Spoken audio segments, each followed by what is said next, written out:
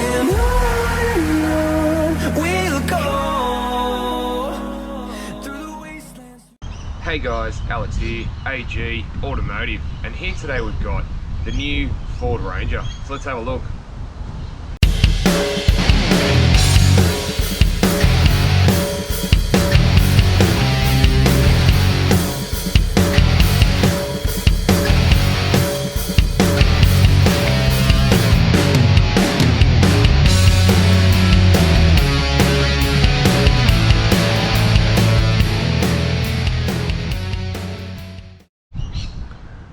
Alright guys, before we get into the video today, I just want to do a shout out to Booths Ford at West Gosford, who were nice enough to let me have a look at this today, and I'll leave their contact details down below, and I'm not getting any financials from Ford or Booths or anyone.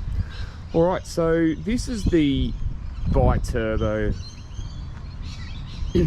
So this is the Wildtrack in the grey with the 2 litre bi-turbo. But please stick around till the end of the video, as I will actually be driving the V6 to see how much better or what the differences are. Alright, so we'll come to the front here. Now, the front of the car, you have a look, it's a redesigned front end. You got a really nice black grille there, the Ford badge. You got nice LED daytime running lights and headlights, but these are not the matrix lights, these are just the normal ones. You do also have your fog lights and parking sensors as well as a little front camera there. Alright, so what are your thoughts on the updated next gen Ranger, guys? Let me know in the comments. So the wheels on the Wildtrack are 18-inch wheels, and they do a really nice design. They got like a piano black sort of finish to them, and I really like that, or piano grey if you want. And I think that's a really nice design as well. You do have the little bi-turbo thing there, as well as another camera on the side there, as it is has got 360-degree cameras. Also, another new touch is the side step as well. So we'll come around to the back here, guys. So you've got the big Ford badge there, you've got the Wildtrack there as well as the Ranger and Boss logo, and also the 4-wheel drive one there as well, 4x4. So I'll just come down here. We do have the Ford genuine tow bar, and it does tow 3.5 tons. Again, a nice touch on the Rangers, they always have done. I'm just going to open the back here, and it's really light, guys. It's got a torsion bar in there, and again, really nice. And I'm just going to open the roller shutter as well for you guys. You can actually do that from the key itself. So in the tray of the Ranger, guys, you can fit an Australian pallet in there with ease, which is great news. Also, you can hold up to 985 kilos of weight in the back. And you've got the bed liner or tray liner there. Also got the switch for the roller shutter to open and close. And you've also got a 12-volt plug, as well as these 2 adjustable tie down points there, and you've got a couple of tie down points either side and up the front there as well. And that's very easy to do, guys. It's very easy to lift. So we'll just close that up.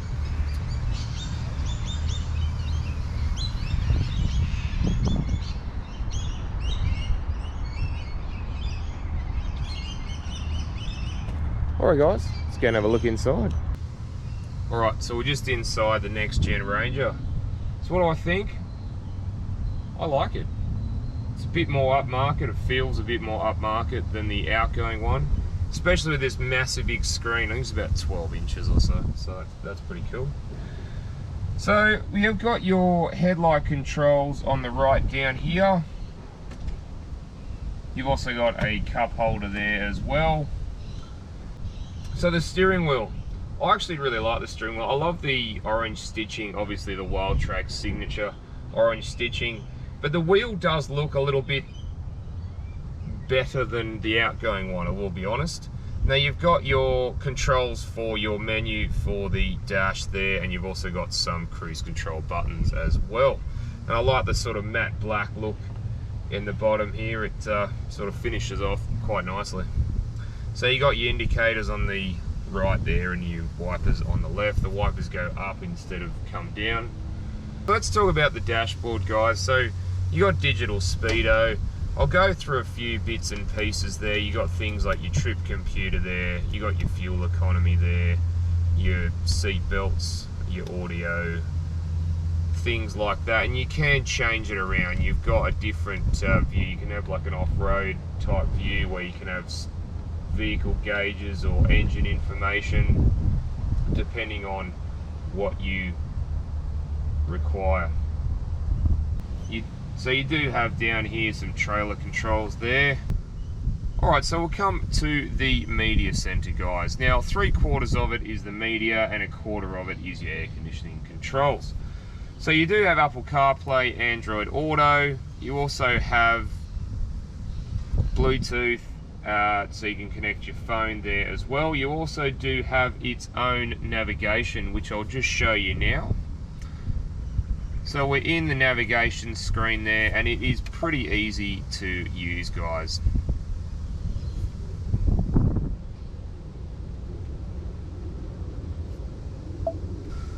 Alright, so you can go into some settings for the vehicle. Now you've got your camera setting there, which you can see.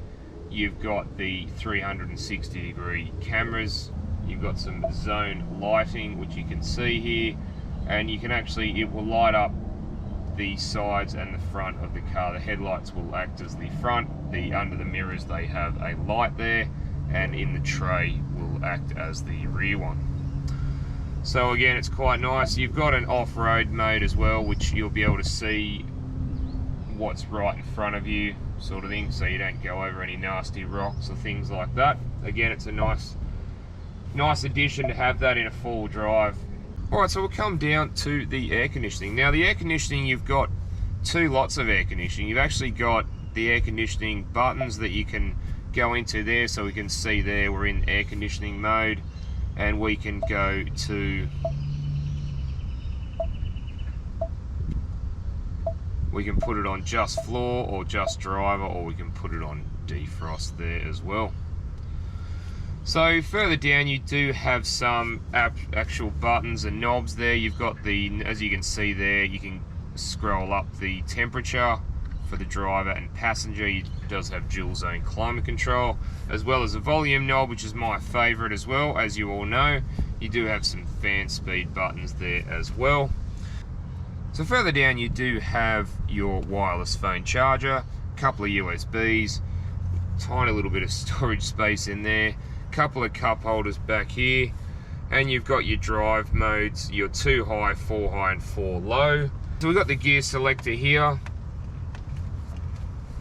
Now I just wanted to show you with the gear selector something I thought was a bit of a gimmick, to be honest. I guess it's if you forget to put it back into park, if you leave it in drive, it will actually, and you turn the engine off, it will actually put itself back into park. As you can see, I'll just show you that. So it's interesting, isn't it? So you do have the buttons on the side of there for manual mode, should you wish. Further back here you do have your handbrake or finger brake there, and then further back there you do have some controls there. You've got a control for the camera button, which means you can see what's straight in front of you. So further back here you do have some controls here. You've got controls for parking assist. You've also got some controls for the front camera, as well as your traction control. So the center armrest is actually really soft, guys. I'm really liking that.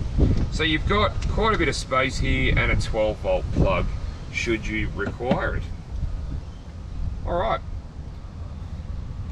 Let's have a look at the glove box. Yeah, reasonable size, guys. Fit a few iPads in there. Alright, let's go and have a look in the back. Alright guys, just in the back of the Ranger. Now, first impressions is it's pretty roomy for me. I've got a bit of headroom there, as you can see. I'm 6'1", 185 centimeters, and this is set up for me, this driver's chair, and I've got plenty of knee room, leg room, and even foot room. So you do have 2 ISOFIX spots there and 2 behind me as well. And the center armrest is very, very comfortable. You do have twin cup holders for the rear passengers, and you do have a bit of pocket space either side there as well. Also, for the rear passengers, you do get air vents and you do get 2 USB slots as well. Alright guys, let's go and have a look what's under the bonnet. Alright guys, just under the bonnet of the Ranger. So here we've got the 2 litre bi-turbo diesel engine, which was currently seen in the outgoing Ranger. This one, however, is 3 kilowatts down. So this is 154 kilowatts, but it still retains the 500 Newton meters of torque, and that's mated to a 10-speed automatic transmission. Also, I'll point out that there is a space just behind the air filter to put a second battery, as you can see there. Alright guys, let's go for a drive. Alright guys, let's go for a drive in the Ranger, see what I think. Alright, just grab me sunnies.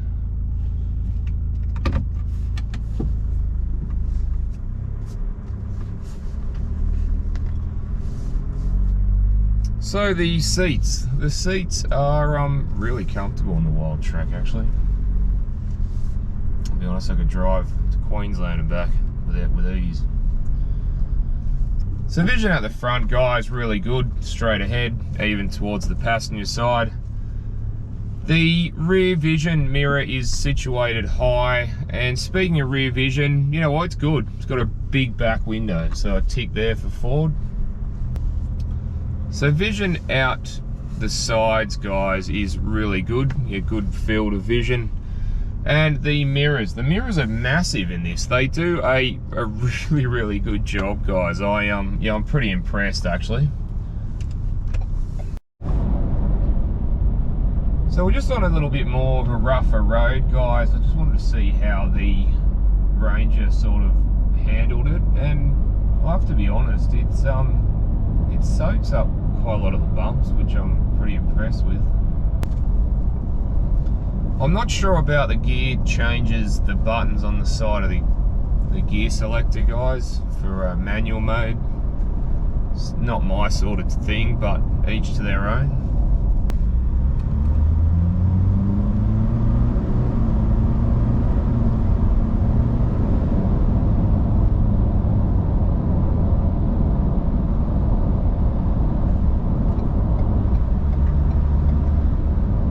We're just cruising at 100 k's, guys, and it's very nice in here, quiet. Alright, so we'll just do a little bit of acceleration and see how it goes.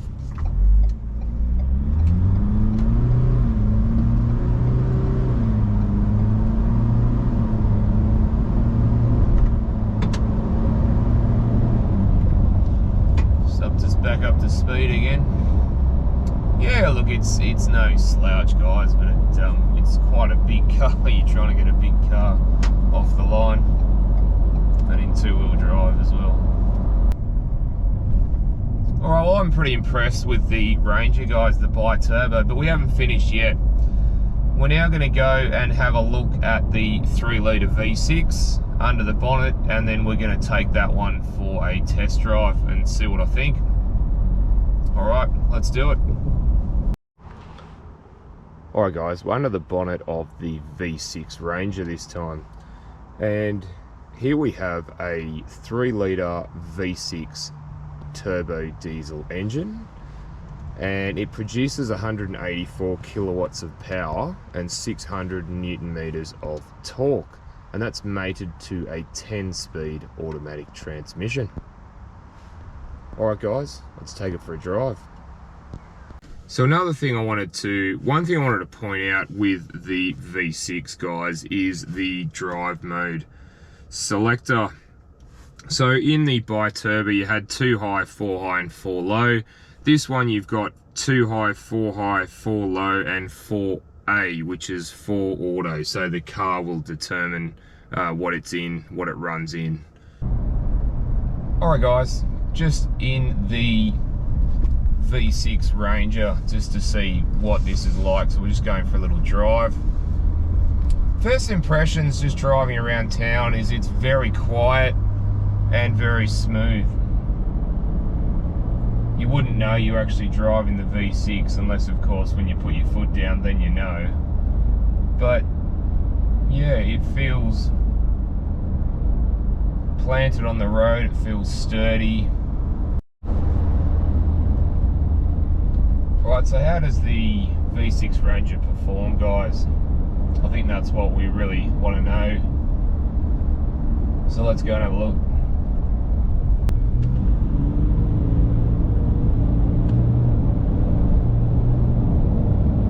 It's definitely got the pickup, guys, for sure.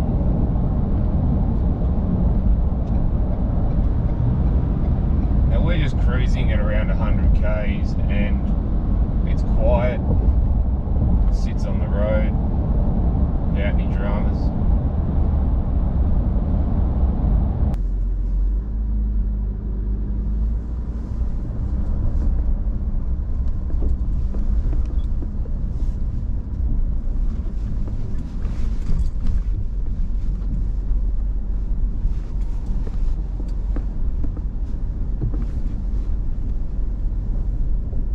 Off-road there, guys. Alright guys, so we'll just have a look at the performance of the car. Bit of acceleration.